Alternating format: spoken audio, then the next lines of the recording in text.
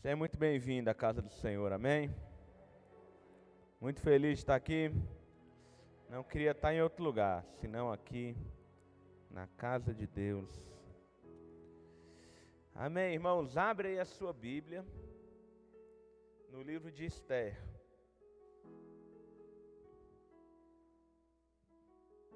Vou tentar ser rápido. Até porque eu não tenho muito para falar não, irmãos. É uma palavra profética. Não, é uma palavra de ensino, dessa vez. Amém. A gente vai ler o capítulo 4 de Esther. A gente vai ler o capítulo 4 inteiro. Então, pega aí. Diz assim o texto da palavra de Deus. Quando soube Mordecai tudo quanto se havia passado, rasgou as suas vestes e se cobriu de pano de saco e de cinza, e saindo pela cidade, clamou com grande e amargo clamor. E chegou até a porta do rei, porque ninguém vestido de pano de saco podia entrar pelas portas do rei. Em todas as províncias, aonde chegavam a palavra do rei e a sua lei, havia entre os judeus grande luto, com jejum e choro e lamentação. E muitos se deitavam em panos de saco e em cinza. É porque havia um decreto de morte contra os judeus, irmãos. Então vieram as servas de Esther e os eunucos e fizeram-nos saber que a rainha muito se doeu e mandou roupas para vestir a Mordecai e tirar-lhe o pano de saco, porém ele não as aceitou. Então Esther chamou a Ataque, um dos eunucos do rei, que lhe dera para servir, e lhe ordenou que fosse a Mordecai para saber o que era aquilo e o seu motivo. Saiu, pois, Ataque à praça da cidade para encontrar-se com Mordecai à porta do rei. Mordecai lhe fez saber tudo quanto lhe tinha sucedido, como também a quantia certa de prata que Amã prometera pagar aos tesouros do rei pelo aniquilamento dos judeus. Também lhe deu o traslado do decreto escrito que publicara em Susã, para os destruir, para que mostrasse a Esther e a fizesse saber, a fim de que fosse ter com o rei e lhe pedisse misericórdia, e na sua presença lhe suplicasse pelo povo dela. Tomou, pois, Ataque e fez saber Esther as palavras de Mordecai. Então respondeu Esther a Ataque e mandou-lhe dizer a Mordecai: todos os servos do rei e o povo das províncias do rei sabem que para qualquer homem ou mulher que sem ser chamado entrar no pátio interior para avistar-se com o rei, não há senão uma sentença, a de morte, salvo se o rei estender para ela o cetro de ouro, para que viva. E eu, nesses 30 dias, não fui chamada para entrar ao rei. Fizeram saber a Mordecai as palavras de Esther. Então lhe disse Mordecai e lhe respondesse a Esther: não imaginas, por entrares na casa do rei, só tu escaparás entre os judeus. Porque se de todo te calares agora, de toda parte se levantará para os judeus socorro e livramento. Mas tu e a tua casa, de teu pai, perecereis. E quem sabe, se para conjuntura como esta é que não foste elevada a rainha? Então disse Esther que respondesse a Mordecai: vai ajunta todos os judeus que se acharem em Susã, jejuai por mim, e não comais nem bebais por 3 dias, nem de noite nem de dia. Eu e as minhas servas também jejuaremos. Depois irei ter com o rei, ainda que contra a lei, se perecer, pereci. Então se foi Mordecai, e tudo fez segundo Esther lhe havia ordenado. Fecha os teus olhos. Pai Santo, toma nas tuas mãos, Senhor, nessa noite, cada um dos teus filhos, ó Deus. Toma esses que aqui se encontram, toma aqueles que estão em seus lares, Pai, e fale conosco de uma forma poderosa. Que nada, Senhor, que nenhuma outra voz possa ser ouvida nessa noite, e que o Senhor, ó Deus, fale, somente o Senhor fale nessa noite. Não permita, ó Deus, que eu atrapalhe aquilo que o Senhor quer fazer, aquilo que o Senhor quer falar. E toma-nos, ó Pai, em teus braços, em nome de Jesus. Amém?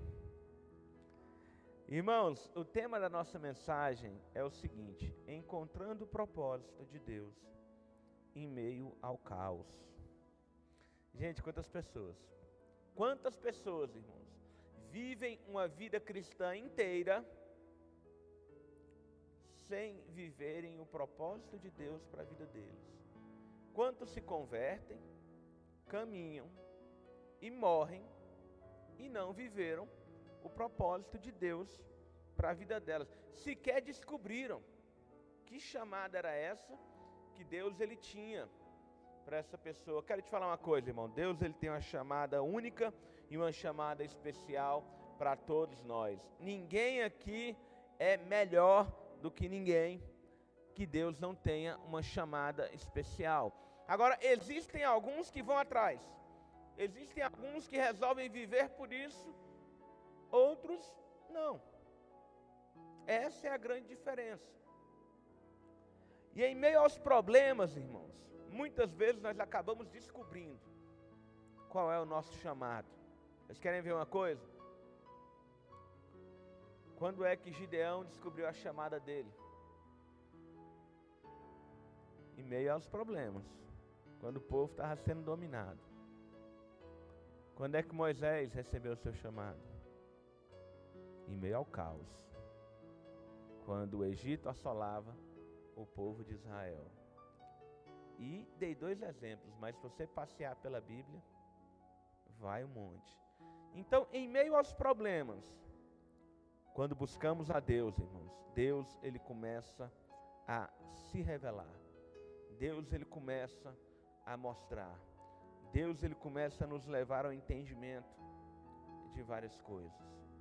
É interessante que hoje, quando eu estava orando, aí eu pensei no texto de Lucas. A gente não vai ler esse texto não, mas é o texto sobre a ressurreição de Jesus, onde as mulheres chegam lá, o sepulcro está aberto, o corpo não está lá dentro, e aí de repente aparecem 2 homens, 2 anjos, com vestes resplandecentes, falando: por que buscar entre os mortos aquele que vive? E aí o anjo fala um negócio tremendo. O anjo fala assim: como ele já vos havia dito que ele precisava perecer na mão dos judeus, depois ressuscitaria. Aí a Bíblia diz que quando o anjo falou isso, ela se lembrou daquilo que Jesus havia falado. E eu fiquei pensando: como é que a mulher esquece um negócio desse? Como é que eu chego em vocês, irmãos, e falo assim: gente, é o seguinte, eu vou morrer, mas eu vou ressuscitar depois. Como é que você esquece disso? E o pior não é isso. O pior é quando as mulheres chegam e falam para os discípulos. Aí a Bíblia diz que os discípulos se lembraram também. Misericórdia. Mas é porque, irmãos, em meio ao caos, em meio aos problemas, a mente vira um turbilhão. E aí a gente se esquece até mesmo das promessas de Deus para nós. Ah, irmão, mas que bom que você veio aqui nessa noite. Porque na noite de hoje, Deus ele tem algo especial para você. Irmãos, existia um decreto de morte naquela época. Judeu, chacina. Judeu era para ser caçado. E existia prêmio pela morte de cada judeu. Deixa eu te falar uma coisa importante sobre o tempo que nós estamos vivendo. Irmãos, esquece voltar como era antes. Nada, nunca mais será como era antes. A gente pode voltar a fazer culto com a igreja na sua capacidade. Dizem que as escolas vão voltar, mas nunca mais vai ser como antes. Por quê, irmãos? Porque o ambiente agora, e vai continuar sendo, um ambiente de medo, um ambiente de desconfiança, um ambiente onde falta paz. A falta de paz começou e vai continuar fazendo parte do cotidiano das pessoas. É por isso que eu preciso me apegar a Jesus, porque Ele fala assim: a minha paz eu vos dou, não como o mundo, mas é a minha paz. Irmãos, essa paz é proveniente do Espírito Santo que habita em nós, o Espírito que o mundo não pode receber. Jesus, Ele falou: o Consolador vem, o Consolador que o mundo não pode conhecer, mas vocês vão conhecer. Então é Ele quem gera essa paz em nós, mas não pense que as coisas voltarão a ser como antes, elas não vão voltar. E é engraçado que agora, e olha que eu não sou uma pessoa, irmão, eu não acompanho, acho que eu até deveria, mas eu não acompanho o noticiário. Mas às vezes a coisa é tão que acaba chegando, né? Mesmo sem a gente acompanhar, chega nas redes sociais. Você já deve ter percebido que a minha atuação nas redes sociais também não é lá essas coisas. E aí você ouve falar de gafanhoto um dia, no outro dia você ouve falar em ciclone. Me fala quando é que teve ciclone no Brasil.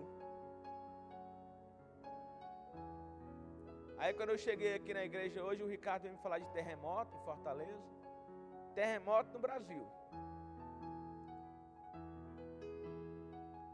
Agora, lá na China estão ressuscitando a peste negra.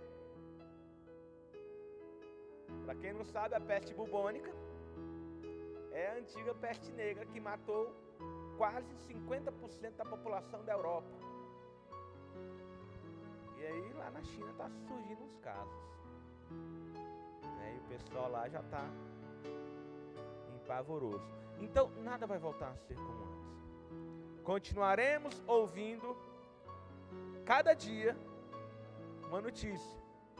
Cada dia uma bomba. E as pessoas estarão sempre com medo. Antigamente, não antigamente muito distante, se você estivesse numa fila de um banco ou em qualquer lugar, e a pessoa tossisse ou espirrasse, dá nada, saúde. Agora as pessoas saem, está repreendido, cão dos infernos. Vai para casa, Covid. Agora um simples espirro, uma simples tosse, já é motivo. Eu até vi uma camisa vendendo, é porque eu não tenho esses problemas, mas se eu tivesse eu ia comprar. Eu vi na internet a camisa escrito assim: não é Covid, é rinite. Eu achei hilário. Irmão, as coisas não vão voltar. E ali havia esse ambiente de morte. Ali havia esse decreto, onde os judeus estavam com medo. Os caras rasgaram as suas vestes, foram buscar a presença de Deus, choravam, pranteavam. E o mais engraçado de tudo, que a Esté, a bonitona, estava vivendo como se nada tivesse acontecendo. Ela nem sabia desse decreto. Vida que segue no palácio. Irmãos, o mundo está com medo. O mundo está assustado. E nós não podemos viver como se eles não estivessem. Nós não podemos viver como se nada estivesse acontecendo. Pastor, mas você pregou esses dias que a gente não é para nós termos medo. É verdade, não é para ter medo não. Mas as pessoas têm. Então eu não posso viver como se elas não tivessem medo. Pelo contrário, dá até para usar o medo, sabia, irmãos? Esses dias eu estava falando com um cidadão, e aí ele falando que estava com muito medo de pegar Covid. E aí eu falei para ele: se tu não se consertar com Deus, tem que ter medo mesmo. Porque aí já era, filho. Morrer, e aí? Então dá até para usar o medo. Mas o principal não é usar o medo, irmãos. O principal é, em meio a ambiente de medo, em meio a ambiente de insegurança, em meio a esse ambiente de falta de paz, eu ser aquele que vai trazer uma palavra de vida. Interessante quando você vai ser... Uma vez eu fiz um curso de capelão hospitalar. E aí quando você vai no hospital, pregar do evangelho, eles ensinam isso no curso. É proibido, você não pode falar em morte. Porque o pessoal já está lá, internado. Aí você chega falando de morte, tu que vai morrer. Então é uma abordagem diferente. Você vai dar o seu testemunho, você fala assim, ó. Você não fala que encontrou Jesus, você fala assim: quando eu encontrei a vida, as coisas mudaram. E aí naquele ambiente de morte, naquele ambiente de toda hora você fica sabendo que alguém morreu. Você chega falando de vida, aquele paciente vai falar: pera aí, que vida é essa que você está falando?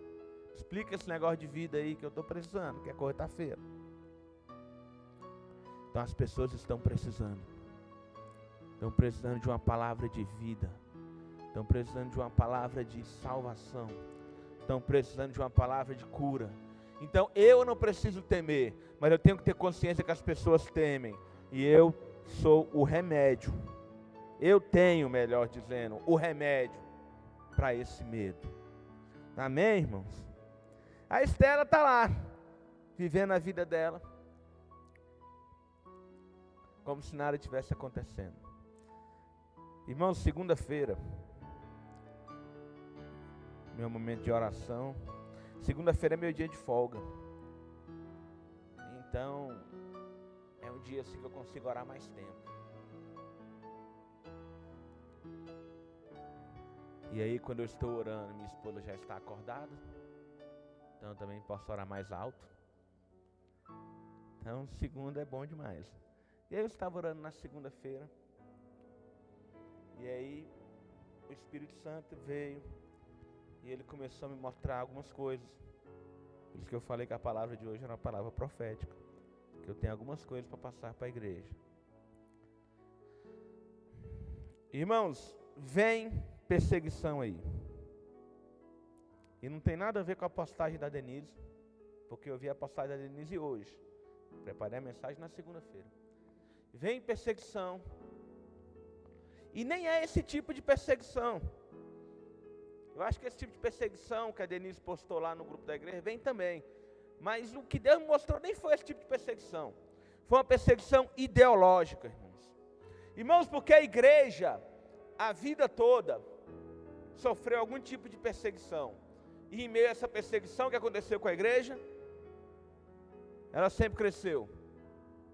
Agora, houve momentos, houve alguns tipos de intervenções, onde Satanás, ele conseguiu vantagem sobre a igreja. Vou dar 2 exemplos para vocês. O primeiro exemplo está na palavra de Deus. Quando Balaque contratou Balaão para amaldiçoar o povo de Deus. E quando ele tentava amaldiçoar o povo de Deus, só vinha bênção. E aí depois, Balaque está irado com Balaão, gastou um dinheiro e o cara não fez o dever de casa. E aí Balaão fala assim: é o seguinte, eu não posso amaldiçoar o povo que Deus abençoou. Mas deixa eu te falar uma coisa, rei. Tem como tirar essa bênção. Tem umas mulheres aí bonitas. Então, manda essas meninas lá no arraial de Israel. Os caras vão se prostituir. E aí eles vão perder a bênção de Deus. O que é isso, irmãos? É uma perseguição. Mas ela não é uma perseguição contra a atuação da igreja. Ela é uma perseguição contra a santidade da igreja. E um outro exemplo foi a Idade Média. Na Idade Média, a doutrina cristã foi perseguida. E aí, durante um longo período, Satanás ele começou a ter vantagem. Porque ele conseguiu atacar a igreja de forma ideológica. E esse tipo de perseguição que vem. Uma perseguição ideológica. Uma perseguição onde a igreja vai começar a ser sufocada por valores que são mundanos, por valores que são demoníacos, por coisas que vão contra a palavra de Deus. esse movimento LGBT e tem mais algumas letras aí que eu não sei, vai continuar afrontando a igreja e algumas igrejas vão ceder. Hoje, preste atenção, irmãos. Na época que minha mãe se casou, se divorciar era escândalo. Casar sem ser virgem era escândalo. Nada disso é mais escândalo, nem mesmo dentro da igreja. Esses dias eu estava vendo uma reportagem daquela cantora Elaine de Jesus, eu acho o nome dela. Elaine de Jesus, que é casada com um pastor. E era no portal Diante do Trono, o pastor estava falando sobre o processo de divórcio deles. Tipo, é um portal evangélico, pastor, e coisa mais normal do mundo. A gente está separando por quê? Porque não deu certo. Acabou o amor, aquela coisa toda. Então hoje é normal. A igreja já está sendo contaminada. E a coisa vai piorar. A palavra de Deus já está sendo deixada de lado. Você pode tirar pela sua vida e pela vida dos irmãos que está mais próximo de vocês. Qual é a dedicação que você dá para a palavra de Deus? A palavra de Deus já está sendo deixada de lado. Até mesmo dentro da igreja. Irmãos, pode ser loucura da minha cabeça, mas eu acho que não. Eu acho que foi o Espírito Santo. Mas nesse momento meu de oração, eu vi várias Bíblias assim. Um montão que dava mais alto do que esse teto aqui. Uma grande fogueira em praça pública. De Bíblias sendo queimadas. E as pessoas jogavam a sua Bíblia como se estivessem sendo libertas de alguma coisa. Como se estivessem sendo libertas do jugo que a religião impõe às pessoas. Porque o cristão, logo, logo, ele vai começar a ser acusado, isso dentro do Brasil, de ser fundamentalista. E aí a palavra de Deus, que são as palavras de vida eterna, vai começar a ser vista pelos outros como algo ruim, como algo do fanatismo. Irmãos, as pessoas que falam mal do islamismo, não falam mal do islamismo por causa da doutrina. As pessoas falam mal por causa do fundamentalismo. Por causa da perseguição, porque eles matam, porque eles fazem isso e aquilo. Porque a doutrina o povo nem conhece. E o cristianismo é a bola da vez. Então, irmãos, não espere que as coisas vão melhorar. Agora tem uma coisa muito tremenda. Mordecai, ele traz um ensinamento para Esther, que é um ensinamento para mim e é um ensinamento para você. Olha o versículo 14, irmãos, esse versículo 14, pinta ele aí com a tinta fluorescente na sua Bíblia, porque ele é extraordinário. Ele fala assim: porque se de todo te calares agora, de outra parte se levantará para os judeus socorro e livramento. Deus é fiel, Mordecai está falando isso. Deus é fiel, se ele não usar você, ele vai usar outro. Mas ele fala, quem sabe, não foi para esse momento. Quem sabe você não se tornou rainha, só para esse momento. Aí a Esther para. Ela para, irmãos. E ela muda, o discurso dela muda na hora. Era um discurso de que eu não posso entrar na presença do rei, porque só pode entrar se ele chamar, porque se eu entrar sem ser chamada, eu posso morrer, e parará, e parará. E quando Mordecai fala isso, ela muda o discurso. Ela fala, então fala o seguinte, orem por mim que eu vou lá. 3 dias, oração e jejum, eu vou orar e jejuar também. E depois eu vou na presença do rei. E aí é tremendo, que ela fala assim, e se eu perecer, pereci. Mas eu vou. Qual é o ensinamento, irmãos, que Presta atenção. Deixa eu te fazer uma pergunta. Será que o nosso Deus, Ele foi pego de surpresa com a pandemia? Será que Deus olhou para o coronavírus, para tudo que está acontecendo no mundo, e Ele olhou assim, rapaz, como assim? O que é isso? Que bagunça é essa no meu mundo? Será que Deus ele foi pego de surpresa? Não, claro que não. O que eu preciso entender? Que por alguma razão, que o Espírito Santo ele vai ministrar o seu coração. Você não é um crente do século XVIII. Você não é um crente que viveu o avivamento da Rua Azusa. Você não é um crente do início do século XX. Você é o crente da pandemia. Você é a igreja que está habitando a terra durante a pandemia por alguma razão. Pandemia essa que está no projeto de Deus. Pandemia essa que está no plano de Deus.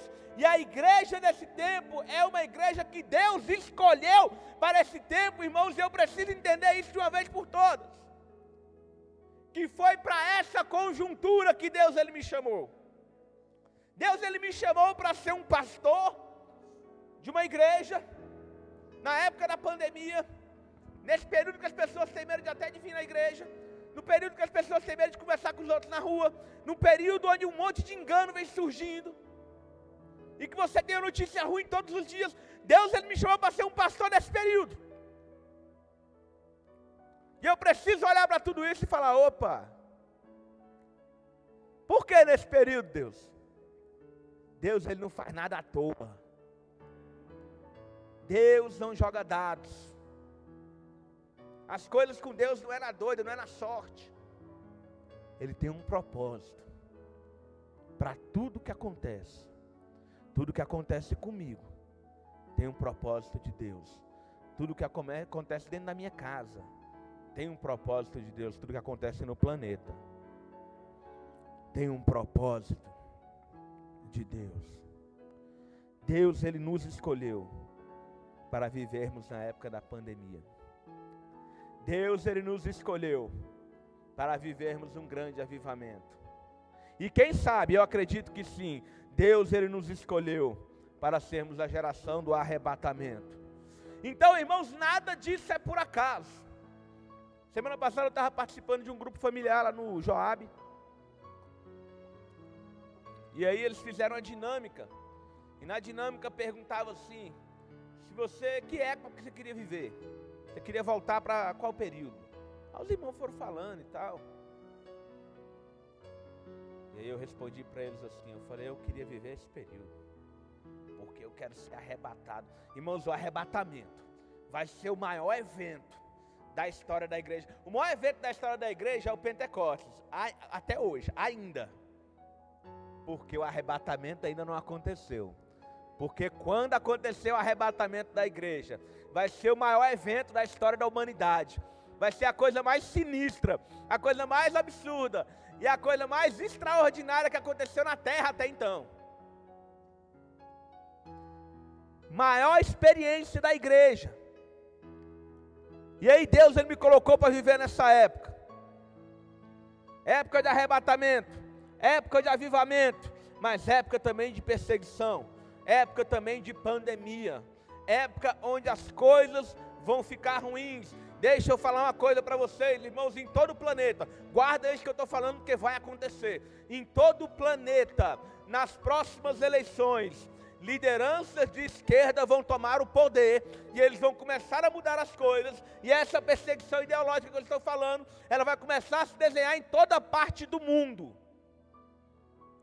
Essas lideranças mais conservadoras, elas deram um azar danado de assumirem o governo na crise. E aí a oposição vai atacar e vai continuar atacando. Essas lideranças vão cair. Elas não vão demorar muito.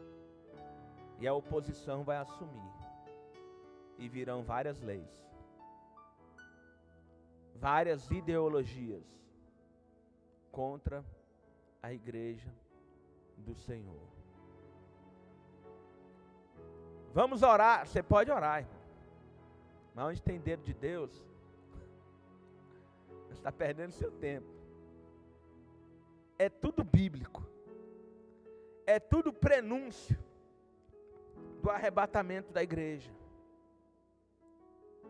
Então essas coisas vão acontecer. E aí, irmão, por que às vezes perseguição acontece? Porque na perseguição, separa os homens dos meninos. Na perseguição, você consegue separar o bode das ovelhas. Na perseguição, você separa o joio do trigo. Por que lá em Atos, e às vezes as pessoas pegam o livro de Atos para trazer isso para os dias de hoje, e é uma grande bobagem. Por que no livro de Atos, o cara se convertia e era batizado na mesma hora? Porque ali, irmão, não tinha falsa conversão.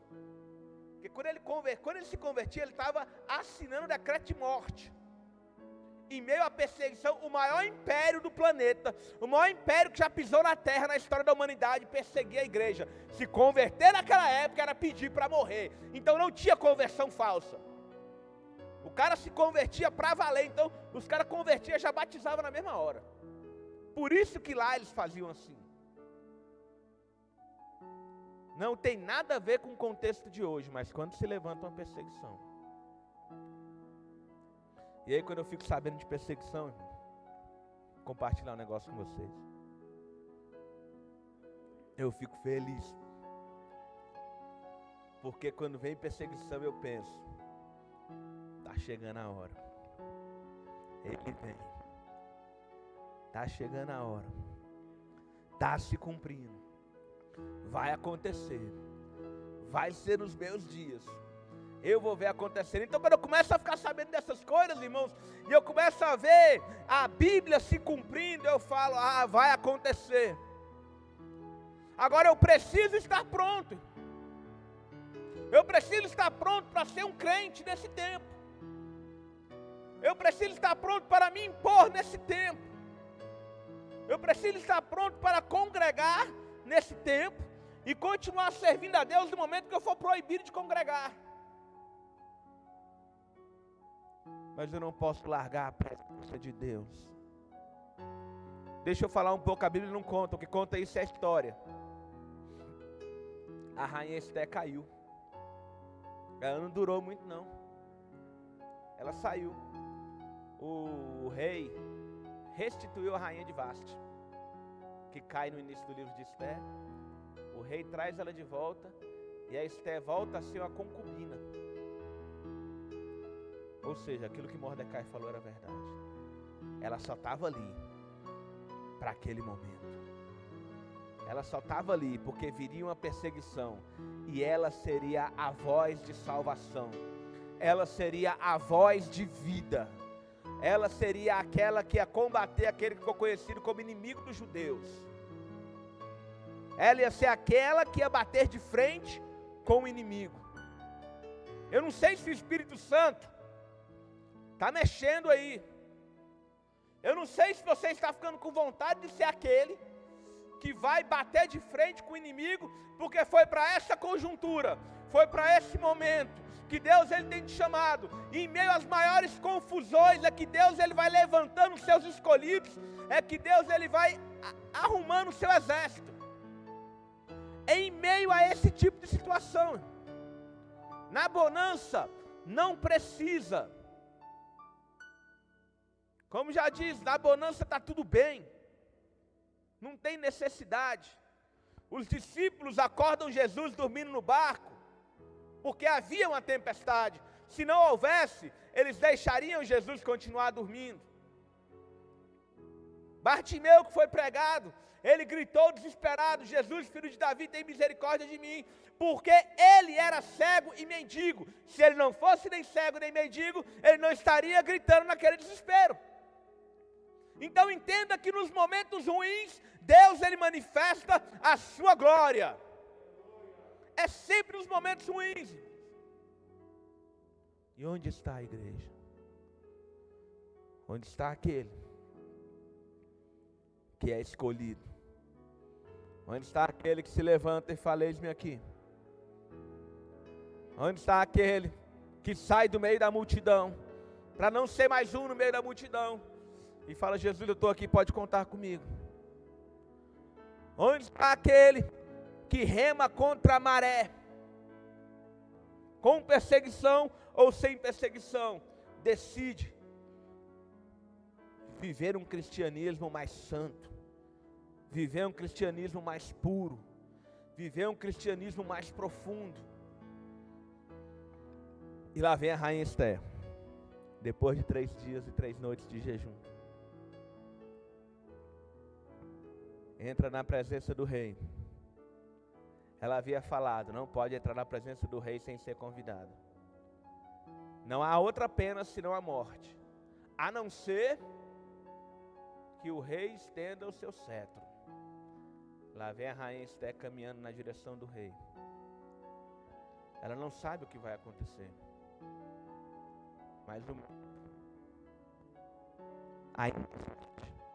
mas ele está sendo controlado.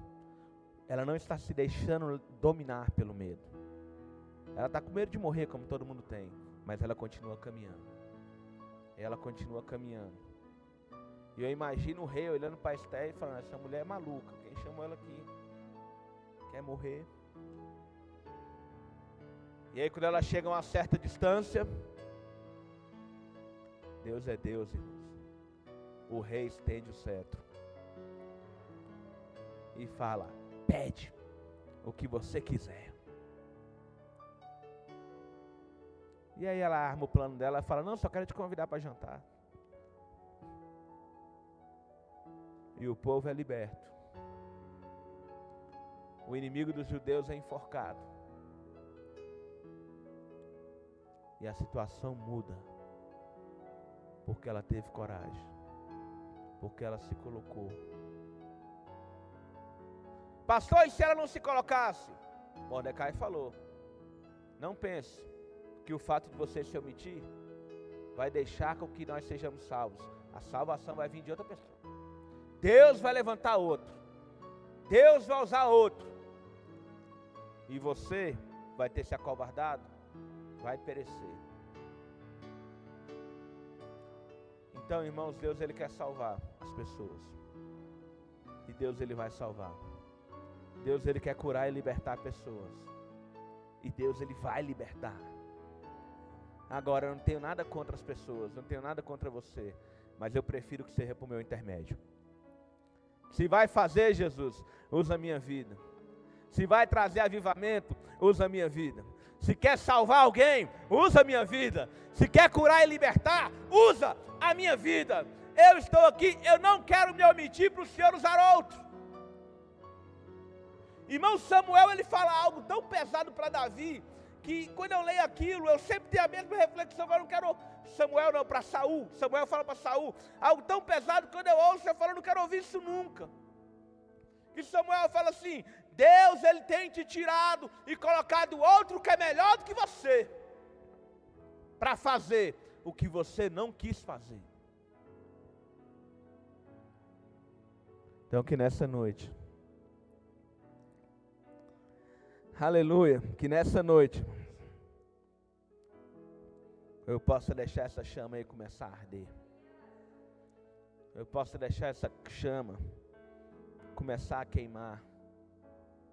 Essa chama do Senhor gritando ao meu coração, do Espírito Santo fazendo bater mais forte, do Espírito Santo fazendo latejar dentro de mim, e eu não posso olhar para um lado e para o outro com indiferença, como se nada tivesse acontecendo, como se o mundo fosse o mesmo, como se as pessoas não precisassem de mim, e como se eu não precisasse buscar uma consagração maior. Irmãos, essa é a noite que talvez, eu acredito que sim, Deus ele vai rasgar os céus, Ele vai abrir os céus diante de você, e Ele vai te chamar para algo, e Ele vai falar ao seu coração, e o seu coração vai começar a arder, e o seu coração vai começar a queimar por vidas, Irmão, avivamento não é quando a igreja está dentro da igreja e o fogo está caindo aqui dentro. Avivamento é quando o fogo ele começa a se alastrar. É quando a igreja que é chamada para fora começa a mandar esse fogo e as pessoas começam a abraçar a fé, mesmo em meio ao caos, mesmo em meio à perseguição, mesmo em meio ao medo, mesmo em meio à doença. As pessoas continuam se convertendo. Isso é avivamento. Não é um movimento interno, não é um culto que acontece dentro da igreja, mas é um movimento que vem do céu, envolve a igreja, faz o coração do crente queimar, e aquele crente se torna diferente. Aquele que se omitia não se omite mais, aquele que se calava não cala mais, aquele que tinha medo não tem medo mais, aquele que se envergonhava está revestido de uma intrepidez. Isso é avivamento. E antes do arrebatamento acontecer, Deus ele vai pescar com rede, e com rede grande. E como eu falei para vocês, Deus, se é para jogar rede grande, usa a minha vida, não usa de outro não, usa a minha vida. Eu quero te convidar a ficar de pé, e eu quero te convidar a orar nesse sentido. Senhor, eu estou aqui, eu estou aqui, eu estou aqui, então usa a minha vida. Não vai vir notícia boa, irmãos. Não espere nem nada de bom da política. Não espere nada de bom nos fenômenos da natureza. Não espere nada de bom de fora. Mas do céu você pode esperar fogo. Você pode esperar fogo. Você pode esperar fogo. Eu te convido a orar a Deus, irmão. Eu não sei o que está rolando aí dentro de você. Mas fala para Deus, Deus, essa é a hora. Se essa é a hora, eu quero. Agora não tem líder, não tem pastor.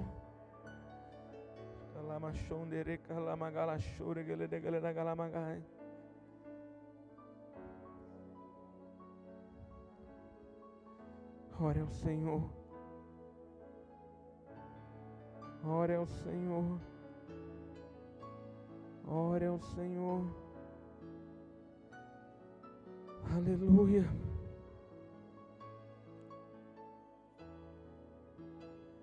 O fogo, pois, arderá sobre o altar, e não se apagará, mas o sacerdote acenderá a lenha nele, cada manhã, e sobre ele porá em ordem o holocausto, e sobre ele queimará a gordura das ofertas pacíficas, e o fogo arderá continuamente sobre o altar, e nunca, nunca se apagará.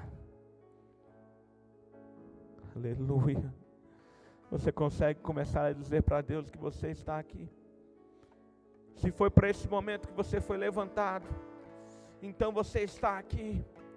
Se foi para esse momento que você foi chamado, então é esse momento que você quer viver. Se você foi escolhido para fazer parte da igreja desse século, da igreja da pandemia, fala assim: eu quero ser a igreja da pandemia, eu quero ser a igreja que vai sair rasgando tudo. A Brenda ela vai cantar um coro, só para te ajudar aí, irmão, só para você poder orar mais alto, sem se incomodar com as pessoas que estão perto de você.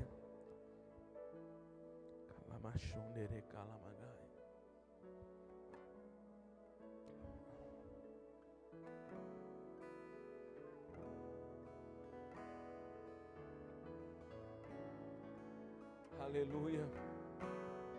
Aleluia.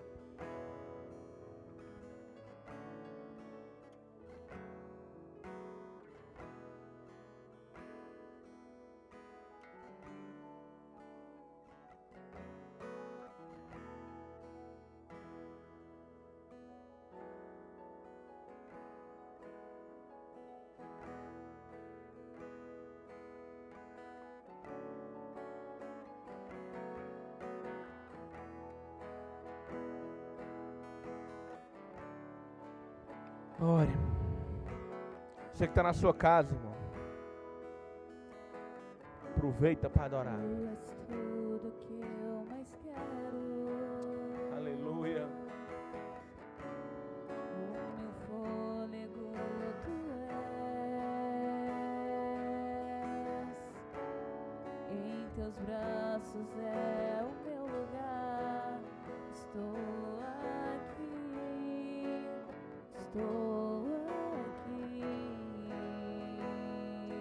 Espírito Santo. Pai, eu amo sua presença. Teu sorriso é vida em mim. Eu seguro em suas mãos. Confio em ti. Confio em ti. Quero ir mais fundo. Leva-me mais perto, onde eu te encontro, no lugar secreto. Aos teus pés me rendo, pois a tua glória quero ver.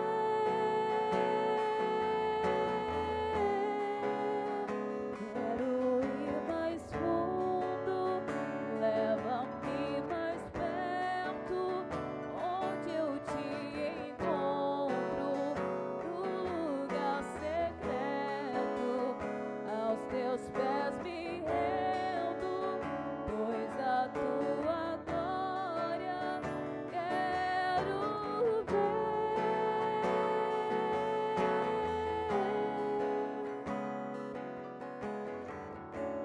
Pai, eu amo tua presença.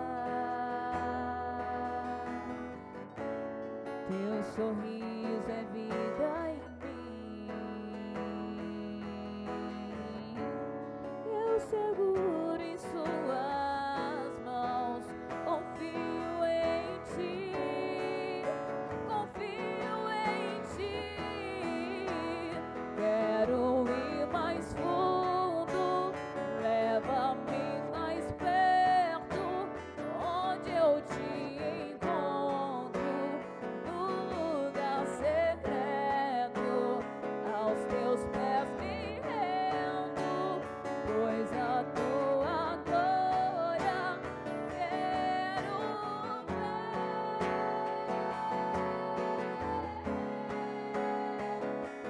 Tudo que eu mais quero é te ver.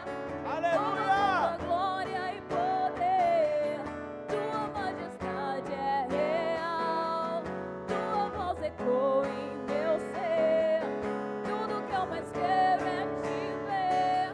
Me envolva com tua glória e poder, tua majestade é real, tua voz ecoa em meu ser. Tudo que eu mais quero é te ver. Me envolva com tua glória e poder, tua majestade é real, tua voz ecoa em meu ser. Quero ir mais fundo, leva-me mais perto, onde eu te encontro, no lugar secreto. Aos teus pés me rendo, pois a tua glória quero ver.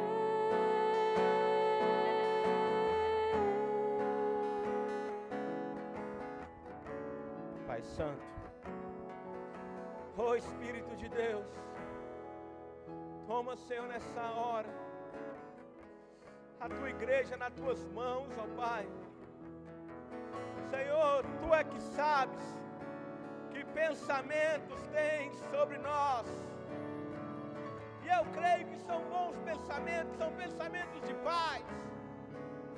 Oh Deus Todo-Poderoso, toma, Senhor, teu povo nas tuas mãos, começa a usar, ó. Começa a tomar, ó Deus. Pai, derrame os dons que precisam ser derramados para equipar a tua igreja. Faz a obra do Senhor no meio do teu povo, Deus.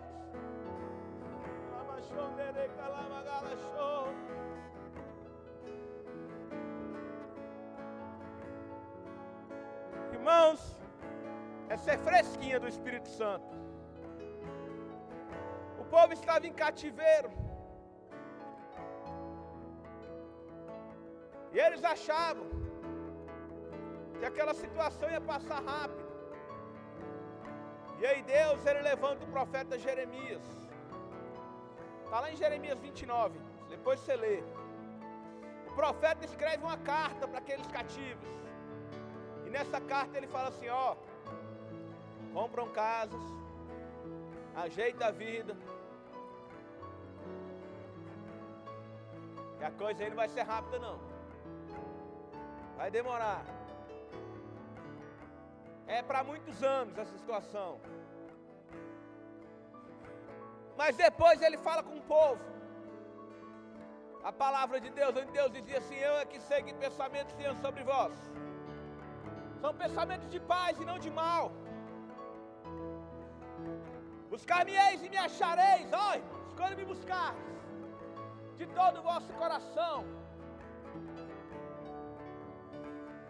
Então passareis a orar e eu vos ouvirei. Sereis achados de vós, diz o Senhor, e fareis mudar, aleluia, a vossa sorte. Mas antes o povo estava avisado que não ia ser rápido, que o novo normal era aquele, que eles deveriam se acostumar com aquele normal e viverem na presença de Deus dentro daquela conjuntura. Então, irmão, desculpa te desanimar. E ao mesmo tempo te animar. Deus, ele te escolheu a servir a Ele na crise. Mas o lado bom disso tudo, irmãos, é que em meio à crise, Deus, ele manifesta a sua glória. Então busca. Busca algo mais aí, vai. Busca algo mais.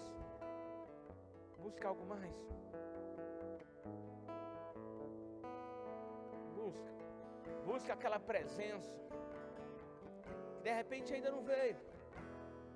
Aquela alavanca para te levar a fazer coisas que você ainda não faz. Aquela capacitação do alto para te levar a realizar feitos que você ainda não conseguiu ou não quis realizar.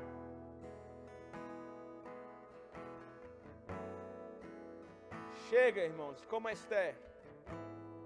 Entra na sala do trono. Começa a caminhar diante, na direção do trono. E o nosso rei, ele vai estender o cetro.